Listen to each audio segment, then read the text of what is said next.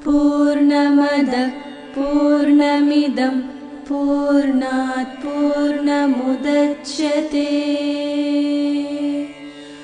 पूर्णस्य पूर्णमादाय पूर्णमेवावशिष्यते।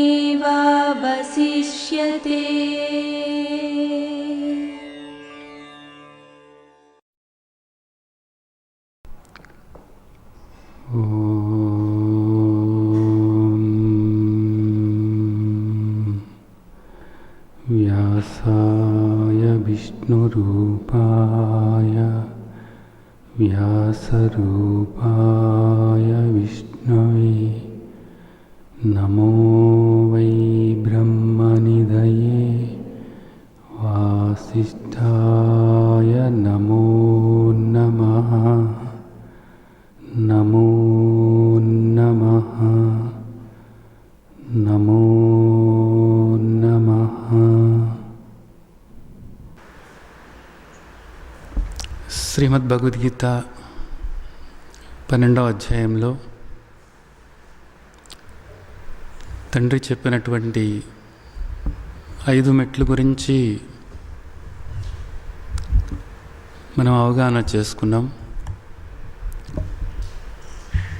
ఈ 5 మెట్లు కూడా సరైన రీతిలో అవగాహన చేసుకున్నప్పుడు మాత్రమే ఈ మత జీవితం అనేది కానీ లేదా ఆధ్యాత్మిక జీవితం అన్నది,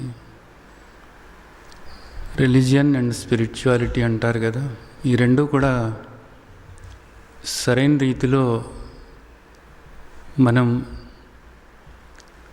ఆచరణలో పెట్టుకోవచ్చు అన్నది మీకు అర్థమై ఉంటుంది.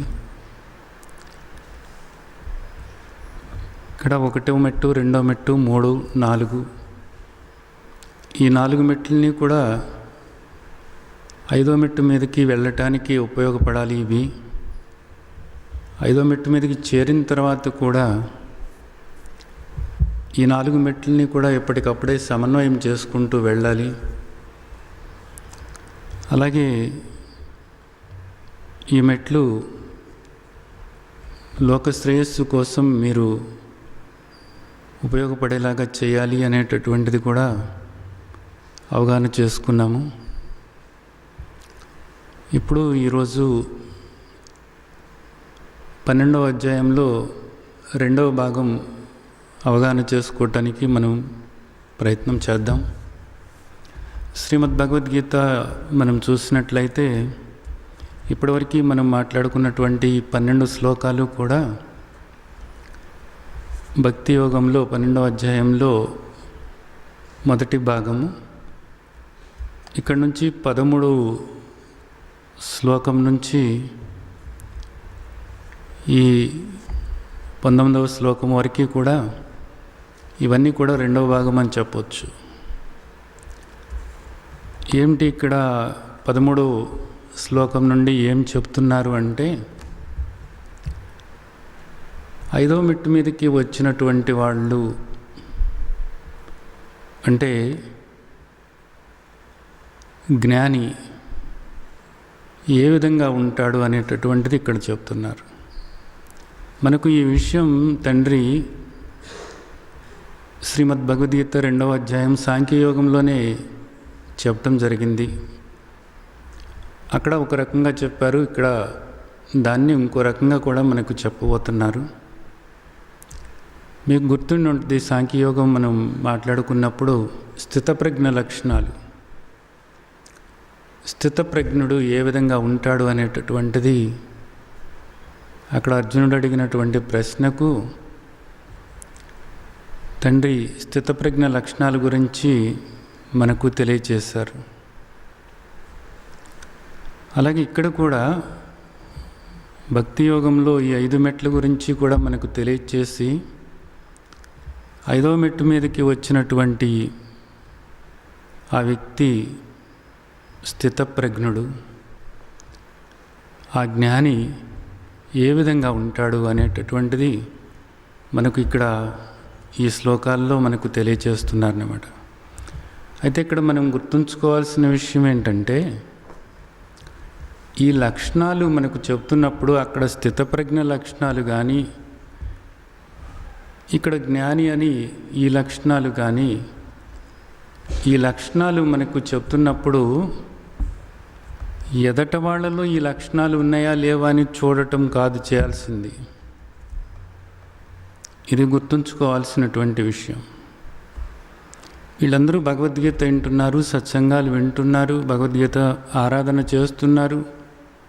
సత్సంగాలు వింటూ భగవద్గీత ఆరాధన చేస్తూ సాధన తరగతులకు వస్తూ మరి ఈ లక్షణాలు ఎందుకు మార్చుకోలేదు వీళ్ళు అని మాట్లాడటం కాదు. మనం ఎలా ఉన్నామా అనేది చూసుకోవాలి. ఇక్కడ చెప్తున్నటువంటిది ఏంటంటే, ఎదట వాళ్ళని చూడటం కోసం కాదు, ఎదట వాళ్ళు ఎలా ఉన్నారు అనేటటువంటి దాన్ని చూసి వాళ్ళ గురించి మాట్లాడటం కాదు. అలాంటి తప్పుడు అభిప్రాయాలు మీలో ఎవరికైనా ఉంటే వాటిని పూర్తిగా వదిలిపెట్టండి. ఎందుకనంటే అది ఒక మహాదోషమై కూర్చుంటుంది. ఎవరి ప్రారంధాలు ఎలా ఉన్నాయో తెలియదు, ఎవరి సంస్కారాలు ఎలా ఉన్నాయో తెలియదు. అది నిజానికి వాళ్ళ సంస్కారాలను బట్టి వాళ్ళు నేర్చుకోవటం అనేది జరుగుతుంది, అలాగే మార్చుకోవటం అనేది జరుగుతుంది. ఇప్పుడు నువ్వు ఎదట వాళ్ళని చూసి ఎదట వాళ్ళలో లోపాన్ని నువ్వు గుర్తిస్తున్నావు అంటే అక్కడ ఏమవుతుందంటే, నువ్వు అసలు ఈ 5 మెట్లలో ఏ మెట్టు మీద లేవు. అంటే పాతాళంలోకి దిగజారిపోయినట్లు అన్నమాట. ఎందుకనంటే నేను ఇవన్నీ కూడా అర్థం చేసుకున్నాను, అవగాహన చేసుకున్నాను, నేను 5వ మెట్టు మీద ఉన్నాను, లేదా 4వ మెట్టు మీద ఉన్నాను, 3వ మెట్టు మీద ఉన్నాను అని అనుకుంటున్నా. ఇక్కడ మనకి తండ్రి చెప్పినటువంటిది ఏదైతే ఉందో దాన్ని నువ్వు అసలు విస్మరించావు. ఇక్కడ ఏమని, ఇదంతా కూడా నా స్వరూపంగా చూడు అనేటటువంటిది. మత్త పరితరం నా అన్యత్ కించిదస్తి ధనంజయ మై సర్వమిదం ప్రోతం సూత్రే మణిగణాయవ అనేటటువంటిది మర్చిపోయావు. నువ్వు మర్చిపోయి ఎదటి వాళ్ళలో తప్పులు ఎతుకుతున్నావు. ఎవరిలో తప్పులు ఎతుకుతున్నావు నువ్వు? అలా తప్పులు ఎత్తికేటటువంటి బాధ్యత, అలాంటి కర్తవ్యము నీకెవరైనా ఇచ్చారా? ఎందుకు ఎతుకుతున్నావు నువ్వు ఆ విధంగాను? ఎందుకు అలాగా మాట్లాడుతున్నావు నువ్వు? ఇది నిజానికి ఎంతో దోషంతో కూడినటువంటిది, గుర్తుంచుకోండి. ఎవరికి వాళ్ళు లోపలికి చూసుకుని మనలో ఆ మార్పు జరిగిందా లేదా, తండ్రి చెప్పినట్లుగా స్థితప్రజ్ఞ లక్షణాలు ఏవైతే ఉన్నాయో ఆ స్థితప్రజ్ఞ లక్షణాలు మనం పూర్తిగా ఆ విధంగా ఉన్నామా లేదా, స్థితప్రజ్ఞ లక్షణాల ప్రకారంగా మనం ఉన్నామా లేదా అనేది చూసుకోవాలి. అలాగే ఇప్పుడు మనకి ఈ భక్తి యోగంలో కూడా వీటిని తెలియజేస్తున్నారు. నిజానికి తండ్రి అనుగ్రహం మరలా మనకు ఒక్కసారి వీటన్నిటిని తెలుసుకునే అవకాశం మనకు కలిగిస్తున్నారు. బాగా గుర్తుంచుకోండి. పొరపాటును కూడా ఎదటి వాళ్ళ లక్షణాలని మీరు తెలుసుకోవటము, వాటి గురించి ఆలోచించటము, వాటి గురించి బాధపడిపోవటం, అక్కడికి ఏదో ఎదట వాళ్ళు ఇంకా మారలేదు అని బాధపడిపోవటము, అలాగే ఎదట వాళ్ళని విమర్శించటము, ఇది పొరపాటును కూడా చేయబాకండి. ఎందుకంటే ఇది మీకు చాలా దోషం అవుతుంది. మరలా చెప్తున్నాను నేను. సరే, తర్వాత ఇక్కడ ఇంకొక ముఖ్యమైనటువంటి విషయం గుర్తుంచుకోవాలి. ఈ లక్షణాలన్నీ కూడా జ్ఞాని యొక్క లక్షణాలు. అంటే తను తాను తెలుసుకుని నిరంతరము కూడా ద్రష్టగా తానుగా ఉండేటటువంటి వాళ్ళ యొక్క లక్షణాలని మనకి ఇక్కడ చెబుతున్నారు. అంటే అక్కడ అర్థం ఏమిటి? అంతా కూడా ఆత్మస్వరూపమే, అంతా కూడా ఆత్మే ఉన్నది, ఆత్మ కన్నా భిన్నంగా మరేది కూడా లేదు. లేదా పరమాత్మ అనుకో, ఏదైనా పర్వాలేదు, పరమాత్మ కన్నా కూడా భిన్నంగా ఏమీ లేదు, అంతా కూడా పరమాత్మే అనేటటువంటిది పూర్తిగా లోపల జీర్ణం చేసుకుని దానికి తగ్గట్లుగా ఎప్పుడు కూడా అలా ప్రవర్తించేటటువంటి వాళ్ళు, అలాగే దీనంతటికీ కూడా ద్రష్టగా నిరంతరం కూడా ఈ దృశ్యానికి ద్రష్టగా తానుగా ఉండేటటువంటి వాళ్ళు, అలాంటి వాళ్ళు ప్రవర్తన ఏ విధంగా ఉంటుంది, వాళ్ళు ఏ విధంగా స్పందిస్తూ ఉంటారు అనేటటువంటిది ఇక్కడ మనం ఈరోజు తెలుసుకోబోతున్నాము.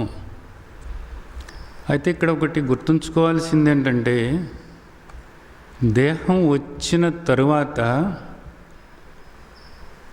ఆ దేహానికి తప్పకుండా ప్రారంధం అన్నది ఉంటుంది. అది జ్ఞాని దేహమైనా అజ్ఞాని దేహమైనా సరే ప్రారంధం అన్నది ఉండి తీరుతుంది. ఇది బాగా గుర్తుంచుకోవాల్సిన విషయం. కాబట్టి ఆ దేహానికి అనేక సమస్యలు వస్తూ ఉండవచ్చు. అలాగే ప్రారంధం వశాత్తు ఆ దేహం కొన్ని పనులు చేయాల్సి ఉంటే ఆ పనులు చేసుకుంటూ వెళుతూ ఉంటుంది. అలాగే కొన్ని సందర్భాల్లో ఆ దేహం జ్ఞాని దేహం కూడా అజ్ఞాని దేహంలాగానే ప్రవర్తిస్తూ కూడా ఉండవచ్చు. కొన్ని పరిస్థితుల్లో అది అవసరం కాబట్టి. ఇవన్నీ కూడా అక్కడ చూస్తూ వాటిని తూకం వేయటం అన్నది కాదు చేయాల్సింది. ఇందాక చెప్పినట్లుగా లోపలికి చూసుకుంటూ ఎవరికి వాళ్ళు సంస్కరించుకోవటం, ఉద్ధరేది ఆత్మనాత్మానం, నిన్ను నువ్వు ఉద్ధరించుకోవటమే ఇక్కడ నువ్వు చేయాల్సింది. నీకు ఇంకెంతకాలం ఉందో తెలియదు, ఇక్కడ తొందరపడాలి కదా. కాబట్టి దీన్ని కూడా గుర్తుంచుకోవాలి. అలాగే ఇక్కడ జ్ఞాని యొక్క లక్షణాలు, మనకి స్థితప్రజ్ఞ లక్షణాలు చెప్పుకున్నప్పుడు ఒకటి నేను మీకు చెప్పాను, గుర్తుండి ఉంటుంది. స్థితప్రజ్ఞుడు ఈ విధంగా ఉంటాడు, జ్ఞాని ఈ విధంగా ఉంటాడు అంటే దాని అర్థం ఏమిటి అంటే, ఆయన లక్షణాలు అలా ఉన్నాయని తెలుసుకోవటం అన్నది కాదు మనం ఇక్కడ చేయాల్సింది. ఒక సాధకుడు కూడా ఆ లక్షణాలని పెంపొందించుకోవటానికి ప్రయత్నం చేయాలి. ఇది ముఖ్యమైనటువంటిది. ఇప్పుడు ఇక్కడ మీరు సాధకులై ఉన్నారు కాబట్టి ఇక్కడ సాధకులుగా మీరు ఈ లక్షణాలు పెంపొందించుకుంటున్నారా లేదా అన్నది ముఖ్యమన్నమాట. ఈ లక్షణాలని మీరు ఎంతగా పెంపొందించుకోవటానికి ప్రయత్నించితే, ఎంతగా ఇప్పుడు ఈ శ్లోకాల్లో చెప్పిన విధంగా మీరు ఎంతగా మార్పు చేసుకుంటే అంత త్వరగా మీరు తండ్రి ఆశించిన విధంగా జ్ఞానిగా మారగలుగుతారు. మీరు జ్ఞానిగా మారిన తర్వాత తప్పకుండా ఇలాగే ప్రవర్తించటం అనేది జరుగుతుంది. ఓ జ్ఞాని తప్పకుండా ఇలాగే ప్రవర్తించటం అనేది జరుగుతుంది. కానీ ఒక సాధకుడు ఈ లక్షణాలని అలవర్చుకోవటానికి ప్రయత్నించితే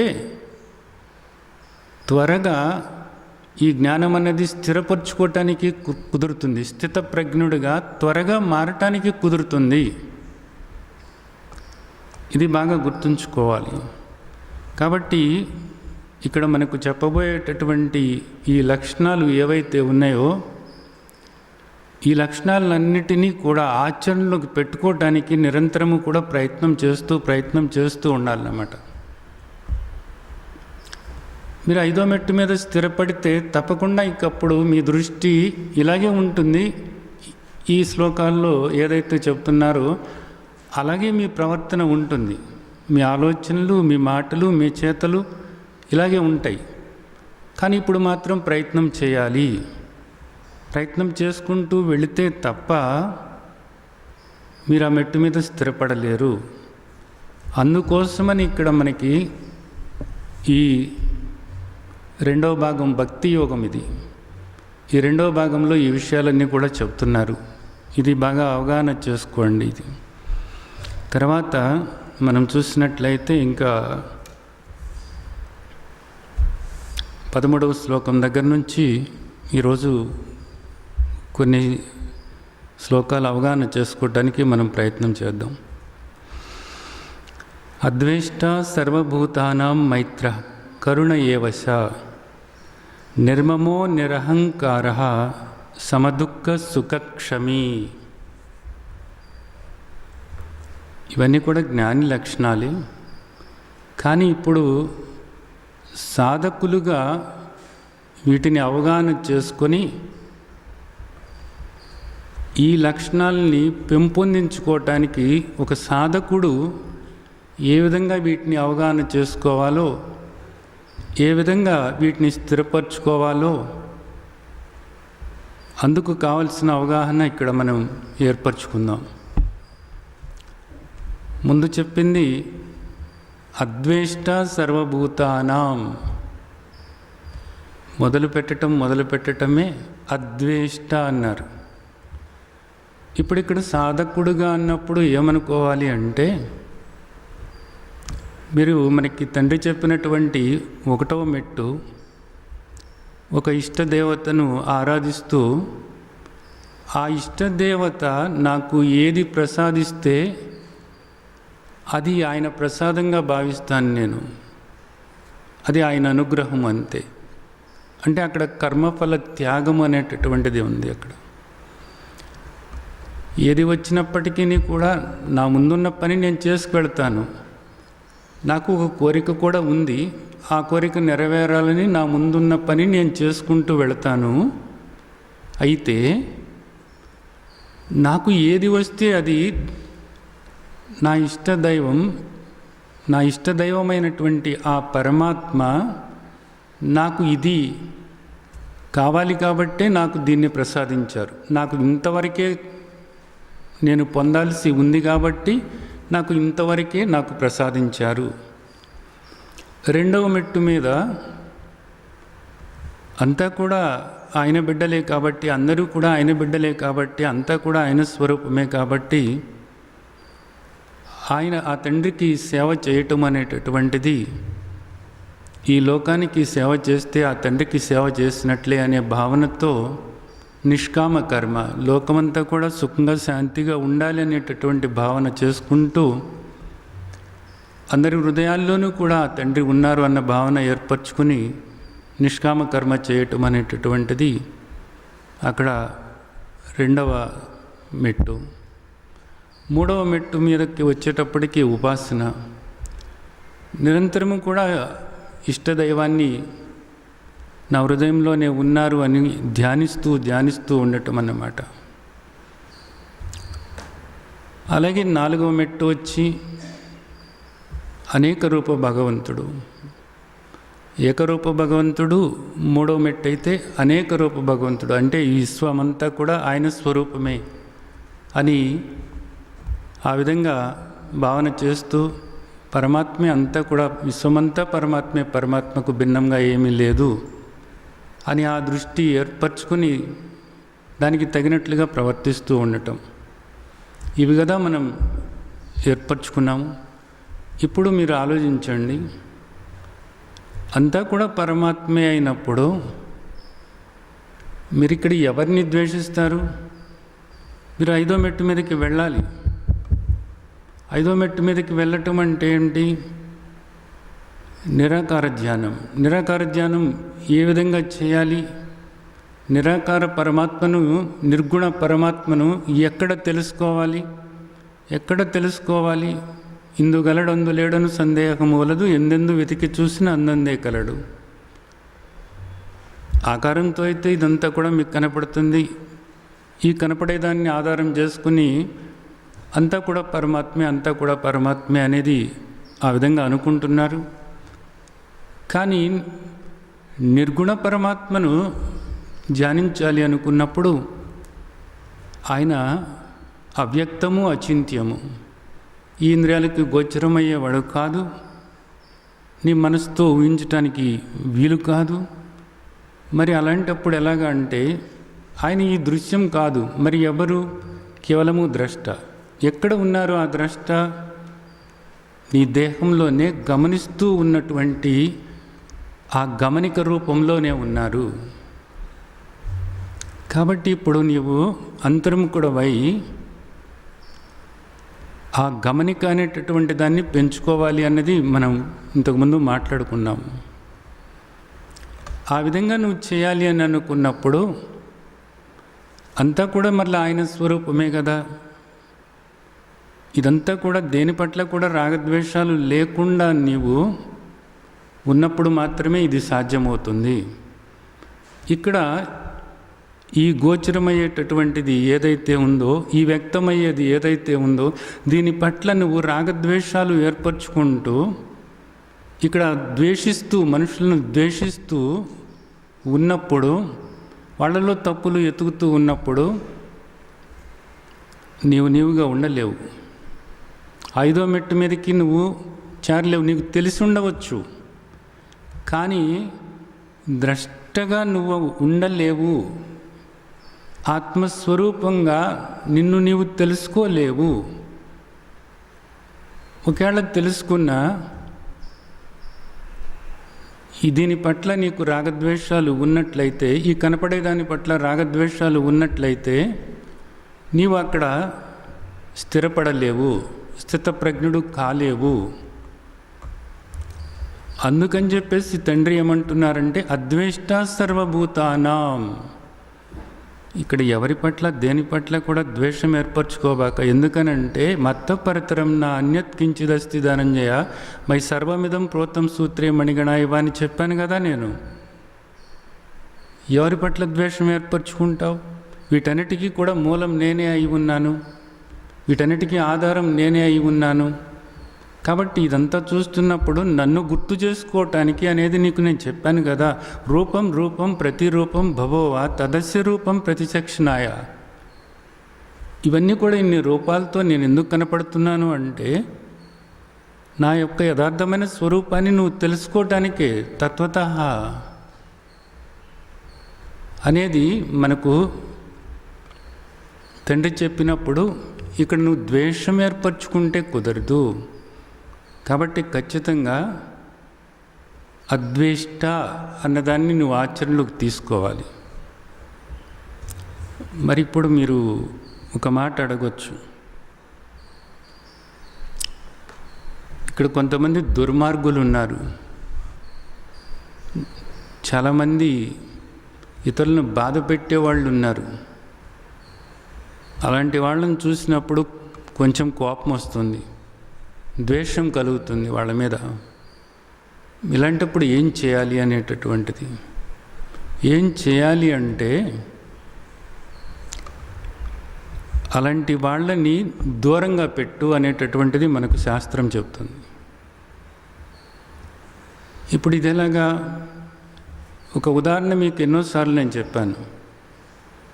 ఒక పిల్లి మీ దగ్గరకు వస్తే దగ్గర కూర్చోబెట్టుకుంటారు, ఒక కుక్కని దగ్గర కూర్చోబెట్టుకుంటారు.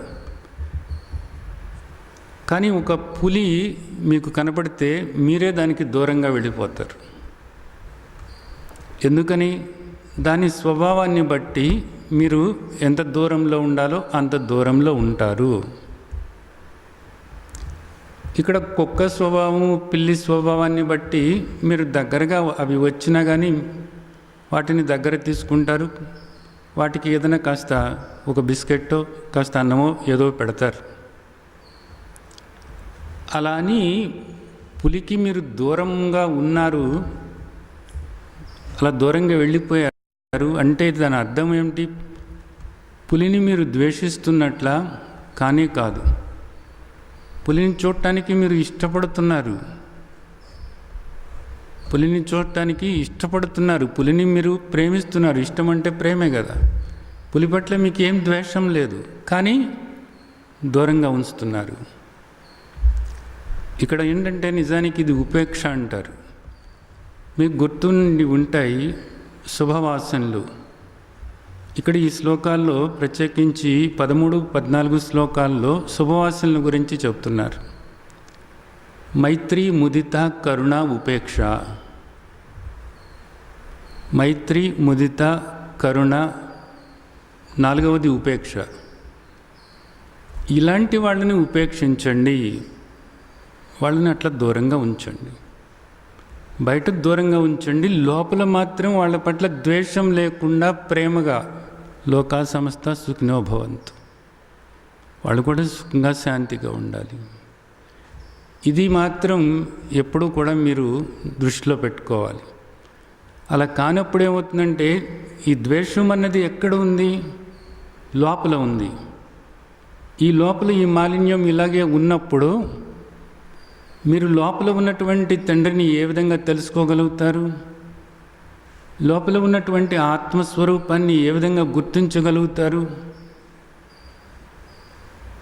కాబట్టి లోపల ఎప్పుడు కూడా నిర్మలంగా ఉండాలి.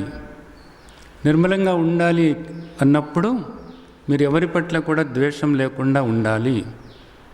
బయటకి ఎవరితో ఎలా ఉండాలో అలా ఉండండి. పెద్ద పులితో ఎలా ఉండాలో అలా ఉండండి, పిల్లితో ఎలా ఉండాలో అలా ఉండండి, మంచివాడితో ఎలా ఉండాలో అలా ఉండండి, అలాగే దుర్మార్గుడితో ఎలా ఉండాలో అలా ఉండండి. కానీ అందరి పట్ల కూడా ఒకే ప్రేమతో ఉండండి. ఇది ఆచరణలో తీసుకోవాలి. తర్వాత రెండో విషయం ఏం చెప్తున్నారు? మైత్రీ భావనతో ఉండండి అనేది చెప్తున్నారు. అంటే ఇక్కడ అందరి పట్ల కూడా స్నేహభావనతో ఉండాలట. ఏమిటి అందరి పట్ల స్నేహభావనతో ఉండటం అంటే ఏంటి? స్నేహితుడు అంటే అర్థం ఏమిటంటే హితాన్ని కోరేటటువంటి వాడు ఎవరో వాడు స్నేహితుడు. హితాన్ని కోరేటటువంటి వాడు. సర్వభూత హితేరత, ఇక్కడ సర్వజీవుల యొక్క హితాన్ని కోరుతూ ఉండాలి. లోకా సమస్త సుఖినో భవంతు, ఇది నీకు ఒక స్వభావంలాగా మారిపోవాలన్నమాట. అందరూ బాగుండాలి, అందరూ సుఖంగా శాంతిగా ఉండాలి. సర్వేషాం స్వస్తిర్భవతు, సర్వేషాం శాంతిర్భవతు, సర్వేషాం పూర్ణం భవతు, సర్వేషాం మంగళం భవతు. సర్వేషాం సర్వేషాం సర్వేషాం, అందరూ కూడాను లోకా సమస్త సుఖినో భవంతు.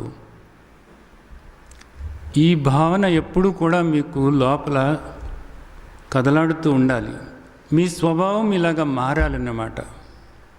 మీ స్వభావం ఇలాగ మారినప్పుడు ఇక్కడ మనకు చెప్పినటువంటి ఈ లక్షణం అన్నదాన్ని స్థిరపరచుకోవటానికి వీలవుతుందన్నమాట. స్నేహితుడు అంటే నిజానికి మిత్రుడు అంటే దాని అర్థం ఏంటంటే, మీరు ఎప్పుడన్నా భర్తృహరి సుభాషితాలు అని ఒక గ్రంథం ఉంటుంది, దానిలో చూస్తే ఆయన భలే చెప్పారు దీని గురించి.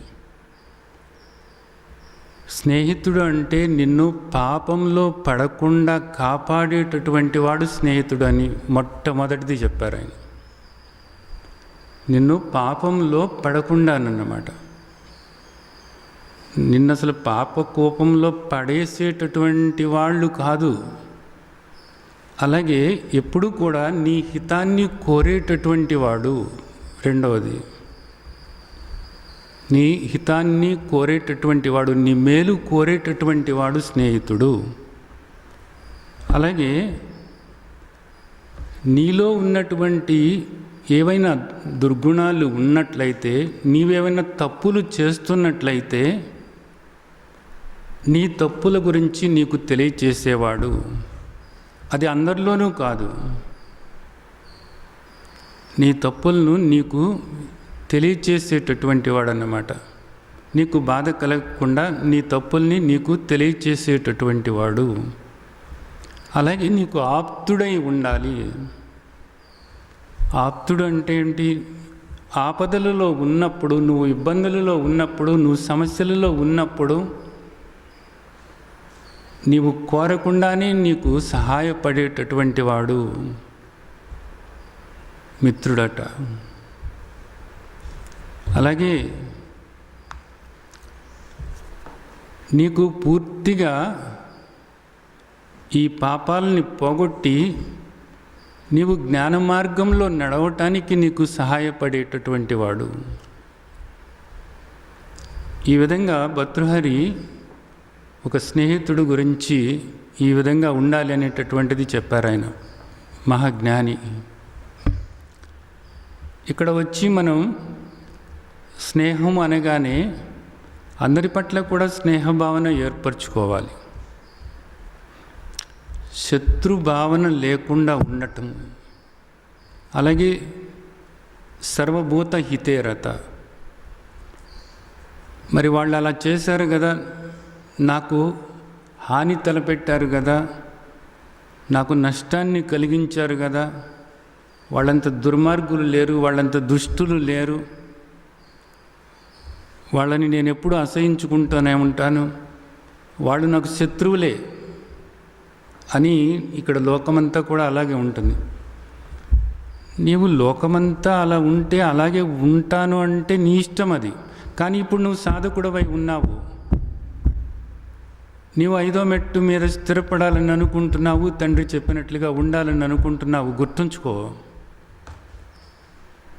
ఎదుటి వాళ్ళ కోసం కాదు. తర్వాత అది ఏదైనా గొప్ప విషయం అని అనుకుంటున్నావా?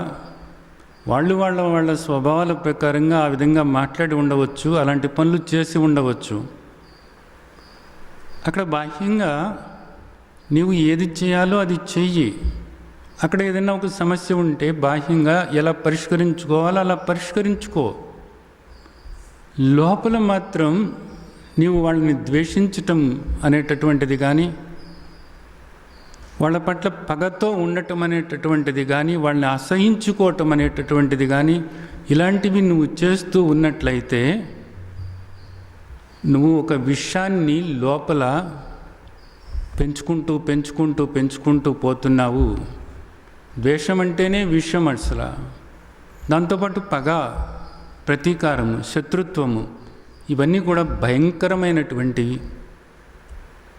విషానికన్నా కూడా ఇంకా ఎంతో తీవ్రమైనటువంటివి, నీకెంతో కూడా దేహపరంగా కూడా నీకు ప్రమాదాన్ని కలిగించేటటువంటివి.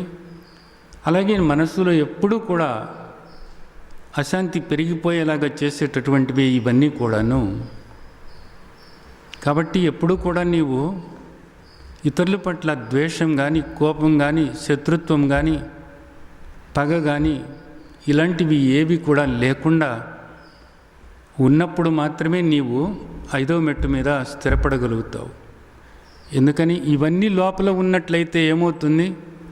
వాళ్ళ పేరు వినగానే నీకు కోపం తన్నుకొస్తుంది, అసహ్యం కలుగుతుంది, బాధ కలుగుతుంది, చిరాకు కలుగుతుంది.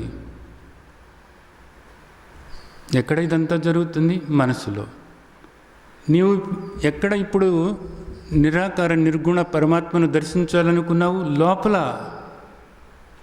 దానికి ఉపయోగపడేటటువంటి ఈ మనస్సుని నిర్మలంగా కాకుండా మాలిన్యంతో నింపేసి, కోపంతో, పగతో, శత్రుత్వంతో, ఈర్ష్యతో, అసూయతో, ద్వేషంతో నింపేసినప్పుడు ఏ విధంగా నువ్వు తండ్రిని ఇక్కడ దర్శించగలవు నువ్వు? కాబట్టి ఈ లక్షణాలు వదిలిపెట్టి నువ్వేం చేయాలి ఇప్పుడు? అద్వేష్ట సర్వభూతానాం మైత్ర కరుణ ఏవశ. కారుణ్య దృష్టి ఏర్పరచుకో. కరుణ అంటే ఇప్పుడు నేను వాళ్ళకి ఏమన్నా దానాలు చేయాలా, లేకపోతే ఏమన్నా డబ్బులు ఇవ్వాలా, ఏం చేయాలి? లోక సమస్త సుఖినో భవంతు అనుకో ముందు. ఆ తర్వాత నీకు బుద్ధి పుడితే అప్పుడు పని చేద్దు. కానీ ఇప్పుడేం కంగారు పడబాక.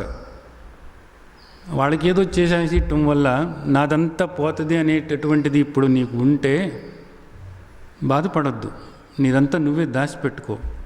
కానీ ఒకటి గుర్తుంచుకో, కరుణ అంటే కేవలము ఇవ్వటము ద్వారానే కాదు కదా.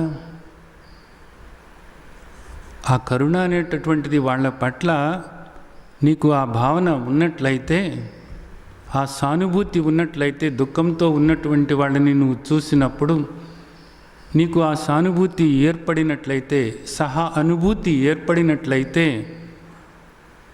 వాళ్ళకి నువ్వు సహాయం చేయాలి అంటే కేవలము ధనరూపేణానే అవసరం లేదు కదా. ఇక్కడే కదా పట్టుకుంటుంది అనేక మందికి. నీవు మనసుతో కూడా వాళ్ళ గురించి ప్రార్థించవచ్చు. లోకా సమస్త సుఖినో భవంతు.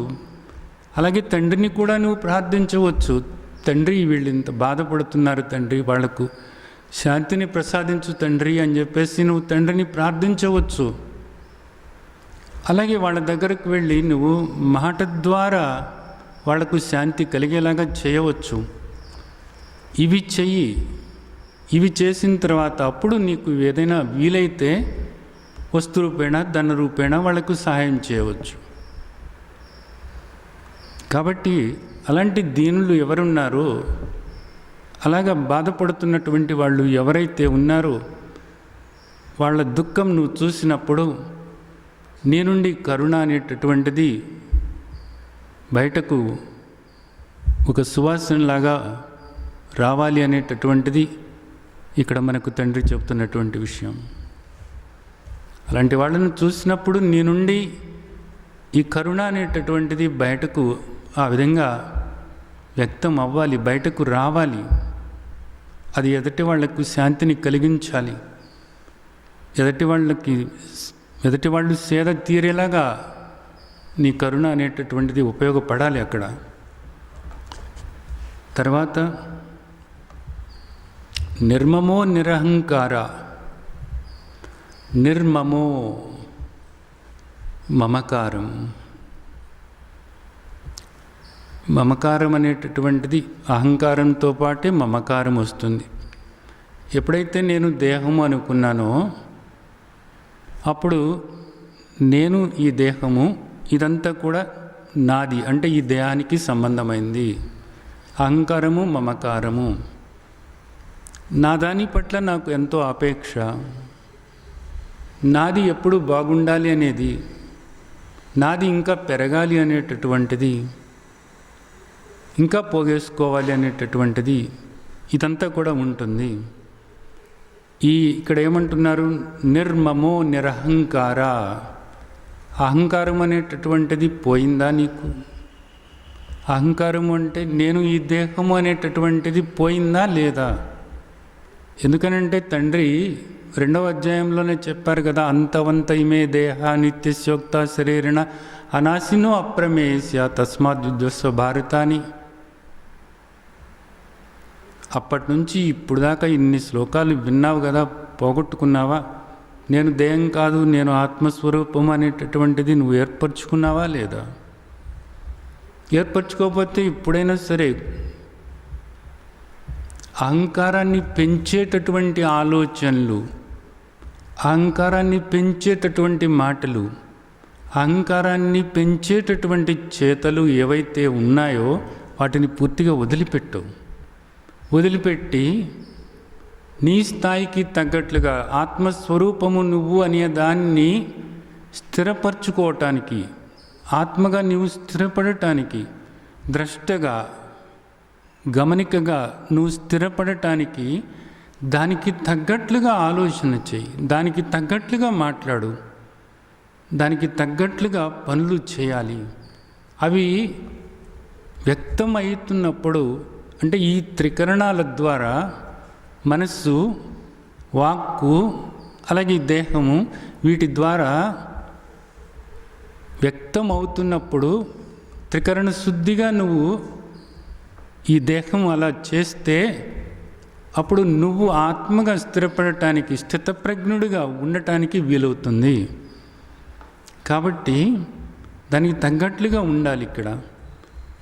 ఇప్పుడు అంతా కూడా పరమాత్మే అన్నారు కదా, ఇక్కడ నాది నాది నాది అంటున్నావే నువ్వు. నిజమే, అంతా పరమాత్మే. ఇది ఎన్నోసార్లు మనం చెప్పుకున్నాం. కించిత్ కూడా పరమాత్మ కన్నా భిన్నమైనటువంటిది ఏదీ లేదు. అంతా పరమాత్మే, ఇదంతా పరమాత్మే, ఉన్నది పరమాత్మే. దానిలో ఏ సందేహము లేదు. కానీ కొన్నిటిని నేను నాది నాది నాది అనుకుంటున్నాను కదా, ఇప్పుడు ఎట్లాగా? ఇది నాది అనుకున్నప్పుడు ఏమవుతుంది? వాటి పట్ల నాకు అపేక్ష కలుగుతుంది, ఒక బంధం ఏర్పడుతుంది, ఆ బంధం వల్ల బాధ కలుగుతుంది, ఆ బంధం కోపాన్ని కలిగిస్తుంది, బాధను కలిగిస్తుంది, అసహనం కలిగిస్తుంది, అసంతృప్తి కలిగిస్తుంది. ఆ తర్వాత ఈ బంధమే జన్మలకు కారణమవుతుంది. మరి దీని నుండి ఎలా బయటపడాలి? ఆయన ఏమంటున్నారు, అందుకనే నిరహంకార, నిర్మమో నిరహంకార, నాది అనుకోబాకు, అలాగే ఈ దేహం నేను అనుకోబాకు. సరే, ఈ దేహం నేను అని అనుకోను, నేను ఆత్మస్వరూపాన్ని, ఈ దేహం ఏదో దాని పని అది చేసుకుంటుంది అనేది అనుకుంటాను, బాగానే ఉంది. అయితే ఇది నాది నాది అనుకుంటున్నాను కదా, ఈ నావి అన్నవి ఏవైతే ఉన్నాయో ఇవన్నీ కూడా నాకు కావాలి కదా. ఇప్పుడు ఏదో నా ఇల్లు ఉంది, నా ఇల్లు అనుకుంటున్నాను, నాది అనుకుంటున్నాను కదా, మరి నేను ఉండటానికి కావాలి కదా. అలాగే ఇదేదో నా చొక్కా వేసుకున్నాను, ఇది నాది అనుకుంటున్నాను కదా, మరి నేను వేసుకోవటానికి కావాలి కదా. ఇది నా పుస్తకం అనుకుంటున్నాను కదా, ఇప్పుడు నేను చదువుకోవటానికి కావాలి కదా. చాలా ఉన్నాయి, ఇవన్నీ నాయే. ఒక విషయం గుర్తుంచుకోవాలి ఇక్కడ, దీన్ని ఎలా మార్చుకోవాలి అంటే, నీది కాదు ఇదంతా కూడా ఈ దేహం దగ్గర నుంచి ఇదంతా కూడా పరమాత్మదే అంతా కూడా పరమాత్మే అని మాట వరుస కంటే కాదు, అంతా కూడా పరమాత్మే.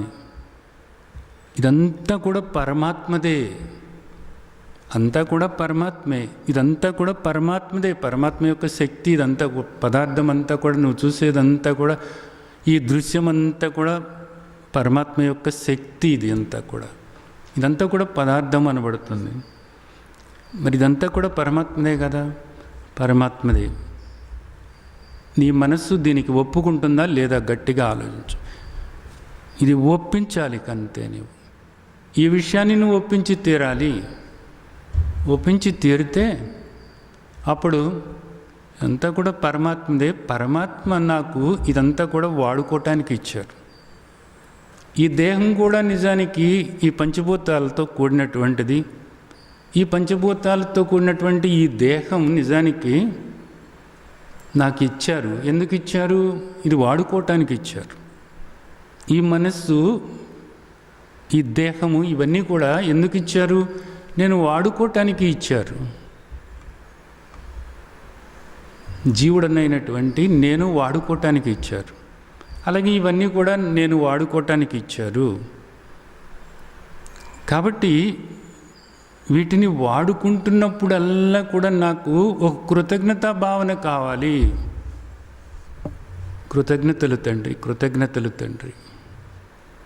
ఈ దేహం ఇచ్చినందుకు, ఈ దేహం ద్వారా యథార్థమైన నేనెవరో తెలుసుకునేలాగా నన్ను అనుగ్రహించినందుకు, ఈ దేహాన్ని ఇచ్చినందుకు కృతజ్ఞతలు తండ్రి. ఈ మానవ జన్మ ఇచ్చినందుకు కృతజ్ఞతలు తండ్రి. ఈ దేహం ఉండటానికి ఇదిగో ఈ ఇల్లు ఇచ్చినందుకు కృతజ్ఞతలు తండ్రి. ఇదంతా అవగాహన చేసుకోవటానికి ఇదిగో ఈ గ్రంథం ఇచ్చినందుకు కృతజ్ఞతలు తండ్రి. ఈ దేహం ఎండలో మాడిపోకుండా, వర్షంలో తడిసిపోకుండా వేసుకోవటానికి ఒక చొక్కా ఇచ్చినందుకు కృతజ్ఞతలు తండ్రి. ఇవన్నీ కూడా, ప్రతిదీ కూడా ఈ దేహం ఈరోజు ఆకలితో అలమటించకుండా ఇదిగో ఈ దేహానికి ఈ ఆహారం ఇచ్చినందుకు కృతజ్ఞతలు తండ్రి.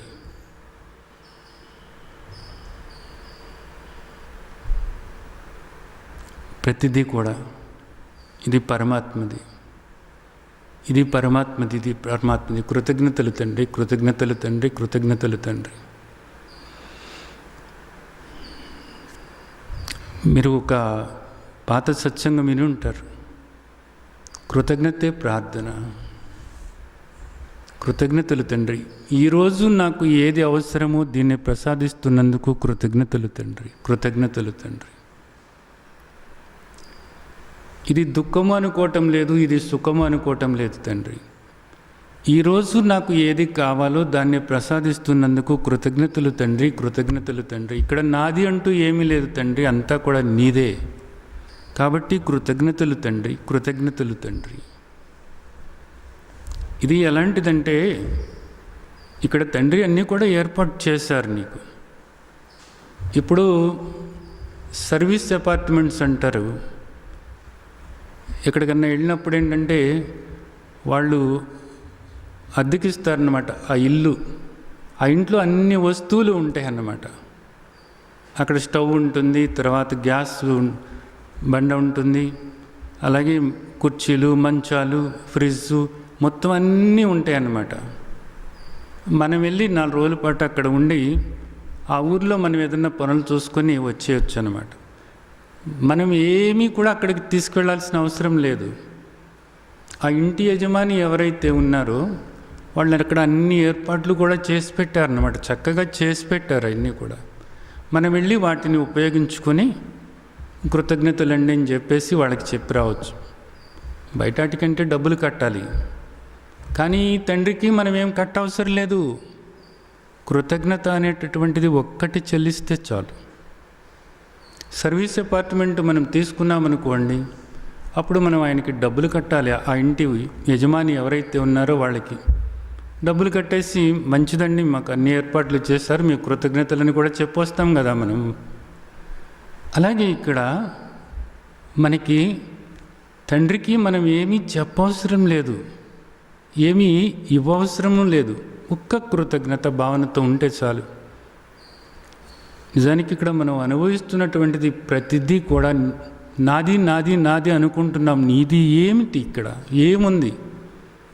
ఈ దేహం దగ్గర నుంచి నిజానికి ఏది నీది, ఏది కాదు.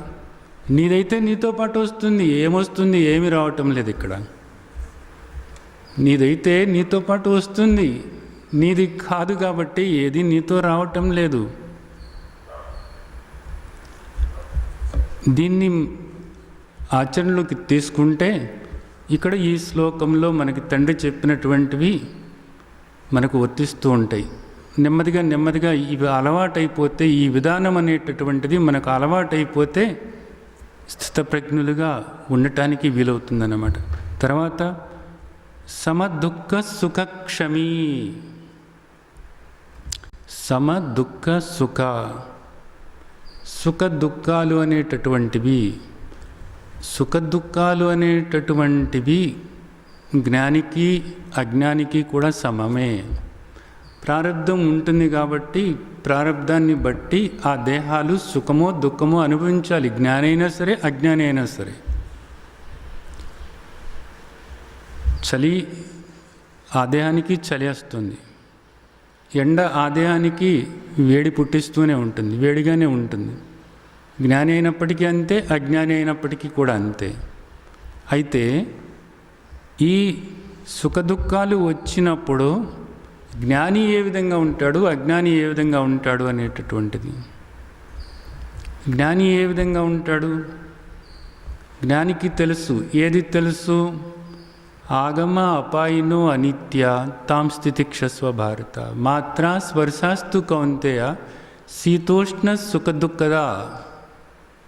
సుఖదుఃఖదా ఆగమ అపాయినో. అలాగే ఇక్కడ ప్రతిదీ కూడా మారేటటువంటిదే కదా, ఏది నిలకడగా ఉండదు కదా. వచ్చినాయా పోతాయి. ప్రతిదీ కూడా ఆ దృష్టి ఉంటుంది. కాబట్టి జ్ఞాని ఎప్పుడూ కూడా వీటి కోసమని ఎప్పుడు దిగులు పడడు. సుఖం వస్తే ఏదో పొంగిపోవటము, దుఃఖం వస్తే కుంగిపోవటం అనేది ఉండదు. మళ్ళా దుఃఖం వచ్చినా సరే సుఖం వచ్చినా సరే ఆగమ అపాయినో అనిత్య, వచ్చింది పోయింది అంతే. ఈ దేహం ఇప్పుడు సుఖపడే ప్రారంభం ఉంది, ఇది సుఖాన్ని అనుభవిస్తుంది. ఇది ఎంత సమయం ఉంటుంది? పోయేదే కదా. ఎప్పుడైతే ఇది పోయేదే అనేటటువంటి నిశ్చయం లోపల ఏర్పరచుకున్నావో అప్పుడు దుఃఖం వచ్చినప్పుడు దాన్ని స్వీకరించడానికి నీకు వీలవుతుంది. వెంటనే ఒప్పుకోగలుగుతావు, అంగీకరించగలుగుతావు. లేనప్పుడు ఏమవుతుంది? ఈ సుఖం వచ్చింది, ఈ సుఖం ఎప్పుడు ఇలాగే ఉండాలి, ఇలాగే ఉండాలి అనుకున్నావు అనుకో, ఉండదు, పోతుంది. నువ్వు ఉండాలి ఉండాలి అనుకుంటున్నావు, అదే వచ్చిన ఇబ్బంది ఇక్కడ నీకు. ఉండాలి ఉండాలి అనుకుంటున్నప్పుడు అదేమో ఉండదు, పోతుంది. పోయేటప్పటికి ఏమవుతుంది? ఇంకా నా కొంపలు అంటుకున్నాయి అని చెప్పేసి లబో దిబో అని ఏడుస్తూ ఉంటావు.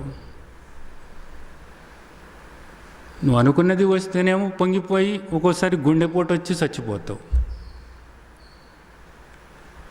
సరే అది ఎప్పుడు ఉండాలి అని అనుకున్నావు అనుకో, అది కాస్త ఏదో పోయిందనుకో, అప్పుడేమవుతుంది? మానసిక వేదనతో కుంగిపోయి ఈ ఆత్మహత్య చేసుకుంటావు. ఇంకా నేను బ్రతకలేను, అంతా పోయింది, సర్వనాశనం అయిపోయింది. ఏమిటి సర్వనాశనం అయిపోయేది? ఇవన్నీ కూడా మారేటటువంటివి అనేటటువంటిది నీకు తెలవకపోవటం వల్ల ఈ విధంగా ఆలోచిస్తున్నావు. ఈ పరమసత్యాన్ని లోపల నువ్వు జీర్ణం చేసుకోవాలి. ఇది జీర్ణం చేసుకున్నప్పుడు నీవు సమంగా ఉండగలుగుతావు. సమ దుఃఖ సుఖ, దుఃఖమొచ్చినా సుఖమొచ్చినా సమంగా. ఇది రెండవ విషయం. అలాగే ప్రారబ్ధం అనేటటువంటిది ఒకటి ఉంది కదా, కాబట్టి దేహం అనుభవిస్తుంది. రుణం, ఈ రుణం తీరిపోతుంది అంతే. ఇప్పుడు ఇది దుఃఖం అనుభవించాల్సి ఉంది. దేహానికి ఏదో జబ్బు వచ్చింది, దేహం ఏదో బాధపడుతుంది, నొప్పి, బాగా నొప్పి, రుణం తీరిపోతుంది అంతే. ఎందుకు వచ్చింది? అనుభవించాలి కాబట్టి వచ్చింది, ప్రారంధం ఉంది కాబట్టి వచ్చింది, కాబట్టి అనుభవిస్తుంది అంతే. నేను దీనికి ద్రష్టగా ఉన్నాను.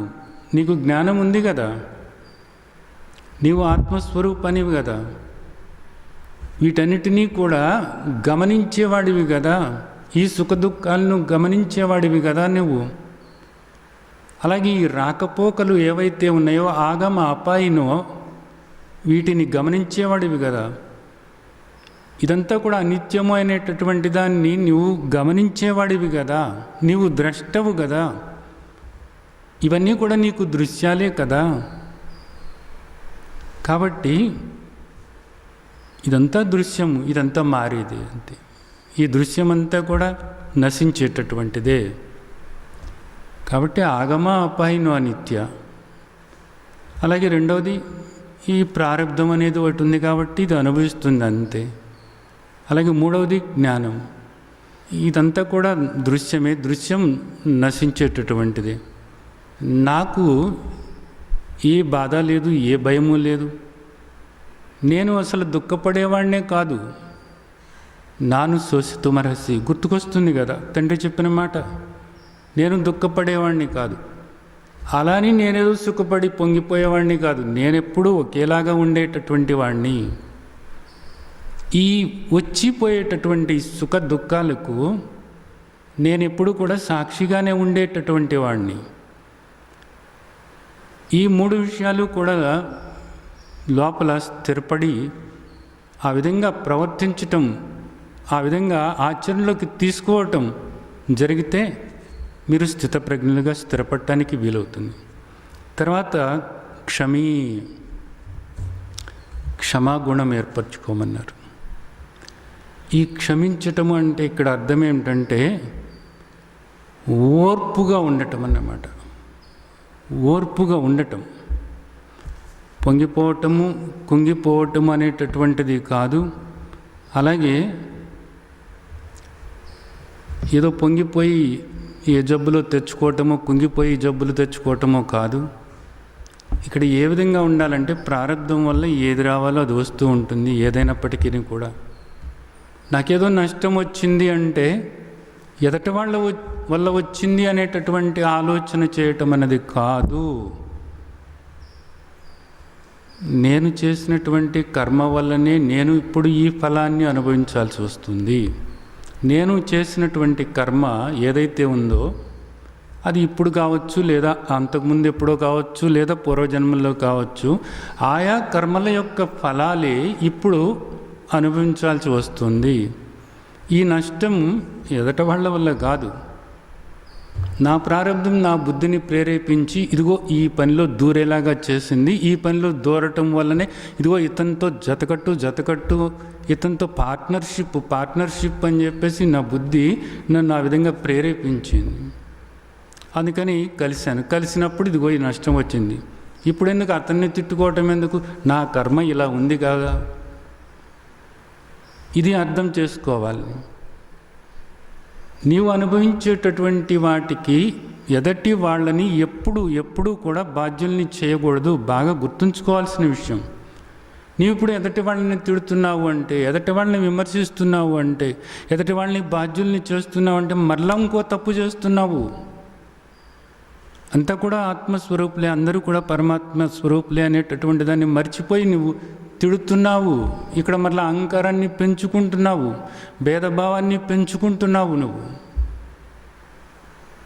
తప్పు చేస్తున్నావు. నీవు ఏది అనుభవిస్తున్నప్పటికీ కూడా అది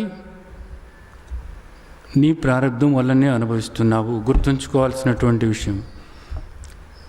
ఇప్పుడు కొన్ని మీకు సానుకూలంగా ఉండవచ్చు, కొన్ని ప్రతికూలంగా ఉండవచ్చు. ఏది ఏ విధంగా ఉన్నప్పటికీ కూడా అది మీరు చేసినటువంటి కర్మల వల్లనే సానుకూలతైన ప్రతికూలతైన మీరు పొందుతున్నారు అనేటటువంటిది ఈ నగ్న సత్యం ఏదైతే ఉందో దీన్ని లోపల నిక్షిప్తం చేసుకుని ఎప్పుడు ఎవరిని కూడా తప్పు పట్టవద్దు, ఎవరిని కూడా బాధ్యుల్ని చేయవద్దు అనేది మనం అర్థం చేసుకోవటం కొరకే నిజానికి మనకు అనేక రకాలైనటువంటి కథలు మనకి ఇచ్చారు. ఇప్పుడు చూడండి, మనం అవతార పురుషులు అనుకుంటున్నటువంటి కృష్ణుడికి ఎన్నిసార్లు ఎంత ప్రతికూలత ఎదురైంది. ఎన్నిసార్లు నిజానికి కృష్ణుడు జరాసంధుడు ఇలాంటి వాళ్ళ దగ్గర ఓడిపోయాడు. చిన్నప్పటి నుంచి కష్టాలే. రాముడికి ఎన్నో ప్రతికూలమైనటువంటి పరిస్థితులు ఎదురైనాయి. కృష్ణుడు పడ్డ కష్టాలు ఎవరైనా మీరు పడ్డారా? నిజానికి పుట్టిన దగ్గర పెరిగాడా? లేదు, ఎక్కడో గొల్లపల్లిలో పెరిగాడు. ఆ తర్వాత చూడండి ఎన్ని కష్టాలు, ఎన్ని రకాలైనటువంటి మాటలుతో ఎంతమంది కృష్ణుడిని నిందించారు. అలాగే రాముడికి ఎన్ని రకాలైన కష్టాలు. ఇప్పుడు ఇక్కడ ఎవరి భార్యనో ఎవడో ఎత్తుకుపోలేదు, లేదా ఎవడ భర్తనో ఎవడో హైజాక్ చేయలేదు. ఎవరికున్న ఇలాంటి కష్టాలు నిజానికి రాముడు అనుభవించాడు, కృష్ణుడు అనుభవించాడు. అలాగే నలమహారాజు చరిత్ర మీరు చదివి ఉండవచ్చు. ఆయన ఎన్ని రకాల కష్టాలు అనుభవించాడు. హరిశ్చంద్రుడు నిజానికి హరిశ్చంద్రుడు సత్యాన్ని అంటిపెట్టుకున్నవాడు. ఎన్ని కష్టాలు. ఎందుకు ఇవన్నీ కూడా వస్తాయి అని మనకు చెప్పడానికి ఇన్ని ఉదాహరణలు మన ముందు ఉన్నాయి. నిన్న మొన్న మన ముందు నడిచినటువంటి మహాత్ములు, రమణ మహర్షికి ఎంత బాధ, క్యాన్సర్ గడ్డ వచ్చింది. రామకృష్ణ పరమహంసకు గొంతుకి బాధ. ఈ విధంగా ఎంతో ఆయా దేహాలతో దుఃఖాన్ని అనుభవించారు, బాధ అనుభవించారు అనేటటువంటిది మనకు కనపడుతుంది. ఇక్కడ మనకి ఏమీ రాకూడదు అనేటటువంటి ఒక ఆలోచన ఏదైతే ఉందో ఈ ఆలోచనే మీకు దుఃఖాన్ని కలిగిస్తుంది. రాకూడదు అంటే అదేం ఆగదు. ఏది రావాలో అది వచ్చి తీరుతుంది. దీనికి మీరు సిద్ధంగా ఉండాలి.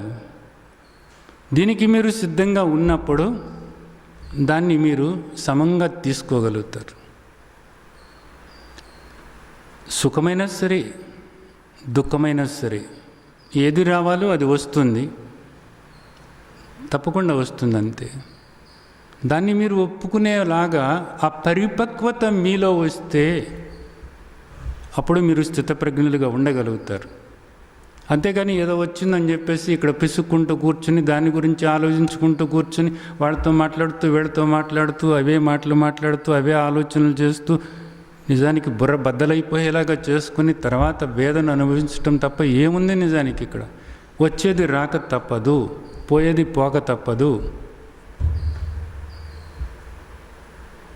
నువ్వు ఇక్కడ పుడుతున్నావనేది నీకు తెలవదు. తప్పకుండా ఏదో ఒక క్షణం వస్తుంది, ఆ క్షణంలో ఈ దేహం పోతుంది, అంతే. నువ్వు ఆగమన్నా ఆగదది. ఇవన్నీ కూడా మనకి ఎదురుగా కనపడుతున్నాయి. ఇవన్నీ కూడా సత్యం. ఈ సత్యాన్ని జీర్ణం చేసుకోవాలి. జీర్ణం చేసుకున్నప్పుడు మీరు స్థితప్రజ్ఞులుగా ఉండగలుగుతారు అనేది ఇక్కడ అర్థం చేసుకోవాల్సినటువంటి విషయం. తర్వాత శ్లోకం, సంతుష్ట సతతం యోగి యథాత్మ దృఢ నిశ్చయ మయర్పిత మనోబుద్ధి యోమద్భక్త సమే ప్రియా. ఇక్కడ సంతుష్ట సతతం. ఇందాక మనం శుభవాసనల గురించి చెప్పుకున్నాం కదా. మైత్రి, ముదిత, కరుణ, ఉపేక్ష. ఈ 13వ శ్లోకంలో మైత్రి గురించి చెప్పుకున్నాం, కరుణ గురించి చెప్పుకున్నాం. ఇక్కడ సంతుష్ట. అద్వేష్ట అన్నప్పుడు అక్కడ ఉపేక్ష. ఇప్పుడు ఈ శ్లోకంలో 14వ శ్లోకంలో సంతుష్ట సతతం, ఎప్పుడు కూడా సంతృప్తిగా ఉండాలట. ఇక్కడ సంతుష్ట అంటే ఏంటంటే కేవలము బాహ్యమైనటువంటి సంతోషము, ఆనందము కాదు. అంటే ఒకటేదో వచ్చింది, దీనివల్ల నాకు సంతోషం కలిగింది అన్నది ఇక్కడ అందరికీ అనుభవమే. చాలాసార్లు చాలా విషయాలు జరుగుతాయి, అబ్బా నాకు భలే సంతోషంగా ఉంది, భలే ఆనందంగా ఉంది. ఎంతసేపు ఉంటుంది అది? వచ్చింది పోయింది అంతే. ఈ లోపలనే పక్కన ఇంకోటి చెప్తాడు, దాంతోపాటు ఇది కూడా వచ్చిందని, అబ్బా కొంపలంటూ పోయింది. ఇది ఉండదు, ఇది పోతుంది. మరి ఏంటి సంతుష్ట ఏంటి? ఇది మారినటువంటిది, ఇది మారినటువంటిది. మారినటువంటి నిండైనటువంటి పూర్ణమైనటువంటి సంతృప్తి అన్నమాట. వెలితి లేదు అక్కడ, ఎప్పుడూ సంతృప్తి.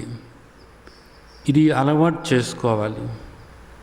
నీవు 5వ మెట్టు మీద స్థిరపడితే నిన్ను నీవు ఆత్మస్వరూపంగా నిరంతరము కూడా ఆ విధంగా నీవు ఉండగలిగితే ఇది సహజంగానే నీ స్వరూపం. ఇది ఇక్కడ ఇవన్నీ కూడా ఆత్మగా నీ సహజ లక్షణాలు ఇవన్నీ కూడాను. కానీ ఇప్పుడు నువ్వు సాధకుడిగా ఉన్నావు కాబట్టి వీటిని అభ్యాసం చేయటానికి మనం ఏం చేయాలి, వీటిని ఎలా అవగాహన చేసుకోవాలి అన్నదాన్ని మాట్లాడుకుంటున్నాం. మీకు అర్థమైందా? ఆ విధంగా మాట్లాడుకుంటున్నాం ఇక్కడ. ఈ సంతుష్ట అనేది ఏదైతే ఉందో, నీవు 5వ మెట్టు మీద స్థిరంగా ఉన్నప్పుడు నీ స్వరూపమే అలాంటిదన్నమాట. నీ స్వరూపమే పూర్ణస్వరూపం, ఏ వెలితి లేనటువంటి స్వరూపం. కానీ ఇక్కడ అభ్యాసం చేయాలి. అంటే ఏది వచ్చినా ఏది పోయినా నేనెప్పుడూ ఒకలాగానే ఉన్నాను. సంతృప్తి, సంతృప్తిని మించినటువంటి సంపద లేదు. దాన్ని అభ్యాసం చేస్తే అభ్యాసం చేసుకుంటూ ఉంటే పర్వాలేదు, సంతృప్తిగా ఉంది. ఏది కావాలో అది వచ్చింది, సంతృప్తి కదా. అది నీకు సుఖాన్ని ఇచ్చేదైతే సంతృప్తి అంటున్నావు, నీకు దుఃఖాన్ని కలిగించేదైతే నాకు సంతృప్తి లేదు అంటున్నావు. కానీ దీనికి కూడా సంతృప్తి పడాలి. ఎందుకు సంతృప్తి పడాలి? రుణం నుండి బయటపడుతున్నావు. ఇప్పుడు ఇది నీకు రాలేదనుకో, ఇప్పుడు రాకపోతే రేపు వస్తుంది, రేపు రాకపోతే వచ్చే జన్మలో వస్తుంది. ఇప్పుడు నీకు దుఃఖాన్ని కలిగిస్తుంది, వద్దు వద్దు వద్దు అంటున్నావు. నువ్వు అప్పు చేసావు, అప్పు చేసిన తర్వాత నువ్వు ఎక్కడికి తప్పించుకుపోతావు? తప్పించుకుపోలేవు కదా, అది తీర్చుకోవాలి కదా, తప్పదు కదా. లేకపోతే శిక్ష అనుభవించాలి కదా, ఎప్పుడైనా సరే తప్పదు కదా. అందుకని ఇప్పుడో వచ్చేసింది, గొడవ వదిలిపోయింది కాబట్టి మంచిదే వచ్చింది, సంతృప్తిగా ఉంది. ఈ దుఃఖం అనుభవిస్తున్నాను అంటే లోపల ఒక బాధ ఈ దేహం అనుభవిస్తుంది, సంతృప్తిగా ఉంది. ఇదిగో ఈ సుఖాన్ని ఇది అనుభవిస్తుంది, సంతృప్తిగా ఉంది. ఇది పొందాల్సి ఉంది, పొందింది. ఈ దుఃఖం ఈ బాధ ఈ దేహం పొందాల్సి ఉంది, పొందింది, సంతృప్తిగా ఉంది. ఈ ఆలోచన లోపల స్థిరపరచుకుంటే సంతుష్ట సతతం, ఎప్పుడు ఏది వచ్చినా ఏది పోయినా లోపల తృప్తిగా నిండుగా మీరుగా ఉండగలుగుతారు. అలాగే యథాత్మ దృఢ నిశ్చయ, ఒక దృఢమైనటువంటి నిశ్చయం చేసుకోవాలి. యథాత్మ, ఇక్కడ యథాత్మ అంటే ఏంటంటే ఈ మనస్సు వాక్కు, ఈ ఇంద్రియాలు అంటే ఈ దేహము, ఈ మూడు కూడా సరైన రీతిలో వీటిని ఉపయోగించుకోవాలి. సరైన రీతిలో ఉపయోగించుకోవటం ఏమిటి? నీవు ఆత్మస్వరూపానివి.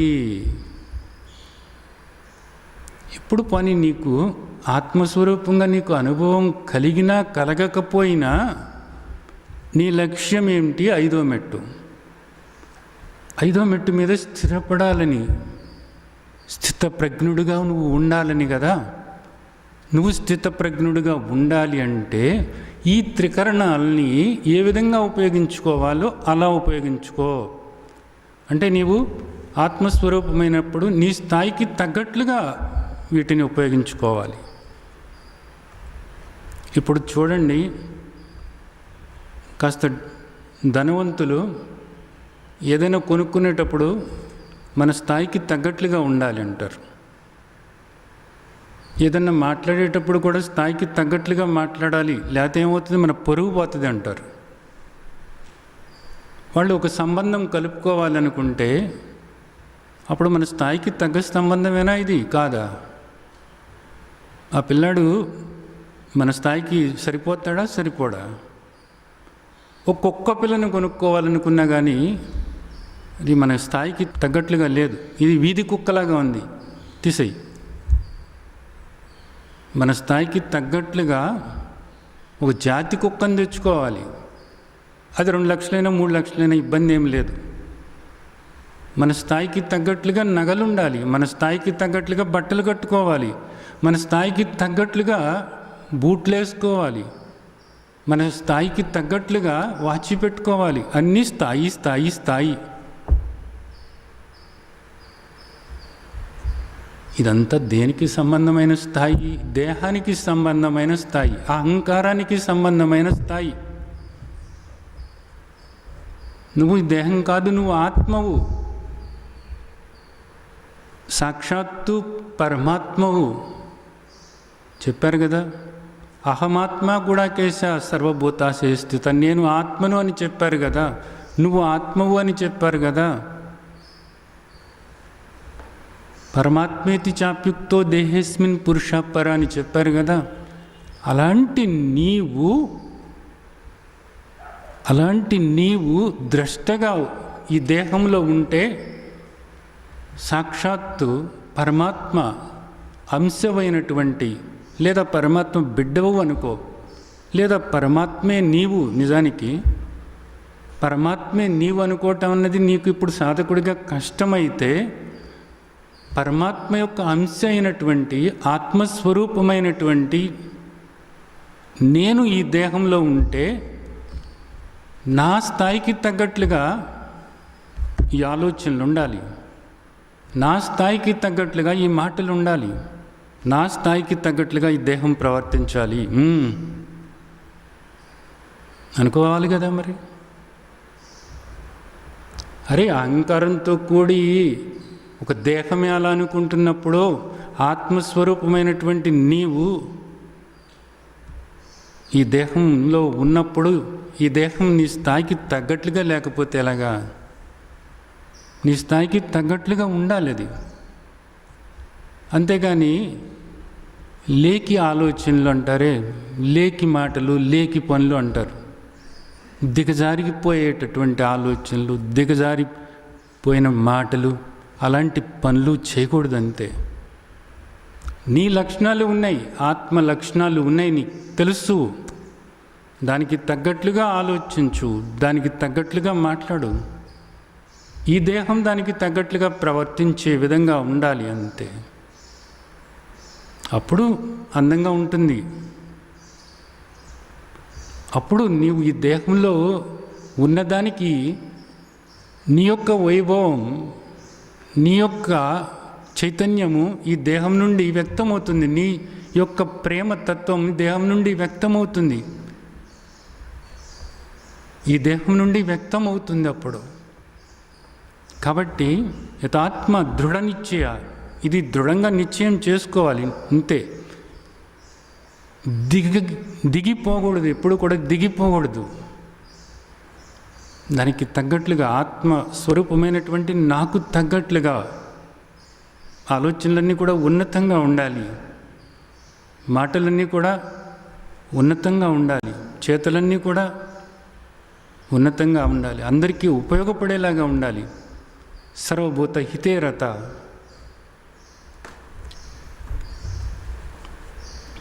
మయ్యర్పిత మనోబుద్ధి. ఇప్పుడు ఇవన్నీ కూడా చేయాలంటే ఏం చేయాలి? నిరంతరము కూడా పరమాత్మ మీద దృష్టి ఉండాలి. నువ్వు సాధకుడవై ఉన్నావు, 4వ మెట్టు మర్చిపోబాకు. అంతా నేనే అంటే ఇంకా అంతా నేనే అనేటటువంటి స్థాయికి నువ్వు రాలేదు. ఇప్పుడు నువ్వు సాధకుడిగా ఉన్నావు, గుర్తుంచుకో. ఎలా ఉండాలి? అంతా కూడా పరమాత్మే. ఆ పరమాత్మే ఇదిగో దీనిలో కూడా ఆత్మగా ఉన్నారు. ఇది ఎప్పుడు కూడా బుద్ధిలో నిశ్చయమై ఉండాలి. అంతే. మనసులో ఎప్పుడు కూడా అంతా పరమాత్మే, ఇదంతా పరమాత్మే, ఉన్నది పరమాత్మే. ఓం శ్రీ పరమాత్మనే నమః. ఓం శ్రీ పరమాత్మనే నమః. ఓం శ్రీ పరమాత్మనే నమః. కానిది ఏముంది ఇక్కడ? అంతా పరమాత్మే కదా, అంతా పరమాత్మే కదా. ఓం శ్రీ పరమాత్మనే నమః. ఓం శ్రీ పరమాత్మనే నమః. ఓం శ్రీ పరమాత్మనే నమః. ఆ విధంగా చేస్తూ ఉన్నప్పుడు ఏమవుతుందంటే రాగద్వేషాలన్నవి పోతాయి. అలాగే అహంకారం పోతుంది, మమకారం పోతుంది. సర్వభూత హితేరత. అందరి పట్ల కూడా ప్రేమ పెరుగుతుంది, కరుణ పెరుగుతుంది, ఒక ఆత్మీయ భావన అన్నది పెరుగుతుంది. ఇవన్నీ కూడా నీవుగా ఉండటానికి ఉపయోగపడేటటువంటివి. స్థితప్రజ్ఞుడిగా నువ్వు ఉండటానికి ఉపయోగపడేటటువంటివి ఇవన్నీ కూడా. ఈ విధంగా చేస్తే యోమద్భక్త సమే ప్రియా. ఇలా చేసినటువంటి వాడు నాకు ప్రియమైనటువంటి వాడు అని చెప్తున్నారు. ఇక్కడ ప్రియమైనటువంటి వాడు అంటే నీవు 2వ మెట్టు మీద ఉన్నావు, గుర్తుంచుకో. ఇదంతా కూడా పరమాత్మ నీకు బోధ చేస్తున్నారు, గుర్తుంచుకో. పరమాత్మకు ఇష్టమైన వాడివి. సర్వవ్యాపకమైనటువంటి పరమాత్మకు, సర్వజ్ఞుడైనటువంటి పరమాత్మకు నీవు ఇష్టమైన వాడిగా మారుతావు అని చెప్తున్నారు. ఎంత గొప్ప విషయం ఇది నిజానికి. దానివల్ల ఏమవుతుంది అంటే ఆత్మకు ఈ విధంగా ఉండటం అన్నది ఇష్టమట.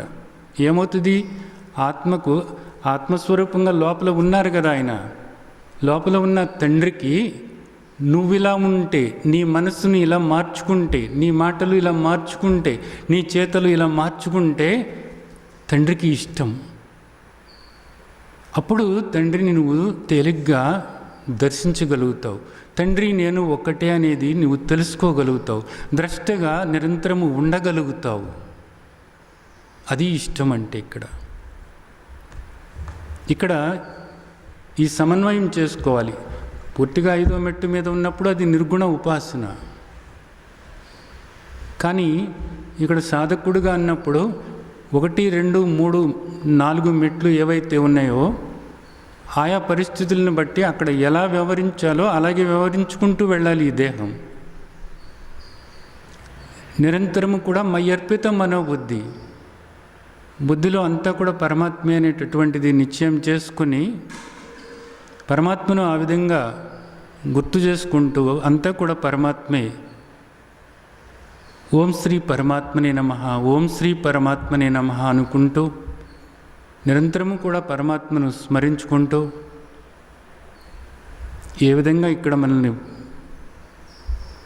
ప్రవర్తించమని చెప్తున్నారు తండ్రి, ఆ విధంగా ప్రవర్తించడానికి లోపల ఏ మార్పులు చేసుకోవాలో ఆ మార్పులన్నీ కూడా చేసుకుంటూ తండ్రికి ఇష్టమైన వాళ్ళుగా మారాలి. మనం ఇష్టమైన వాళ్ళుగా మారినప్పుడే 5వ మెట్టు మీద స్థిరంగా ఉండటానికి వీలవుతుంది, స్థితప్రజ్ఞులుగా ఉండటానికి వీలవుతుంది. కాబట్టి ఇదంతా కూడా మీరు అవగాహన చేసుకుని ఈ మార్పులు చేసుకుని స్థితప్రజ్ఞులుగా మారి ముక్తావస్థలో ఉన్నటువంటి మాధుర్యాన్ని ఆస్వాదించాలని ఆశిస్తూ ఆ విధంగా ఆశీర్వదిస్తున్నాను. జై సచ్చిదానంద్.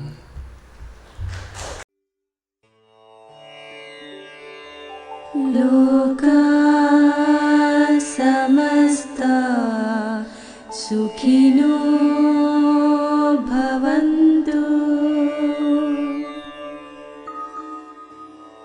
లోకా సమస్తా సుఖినో భవంతు.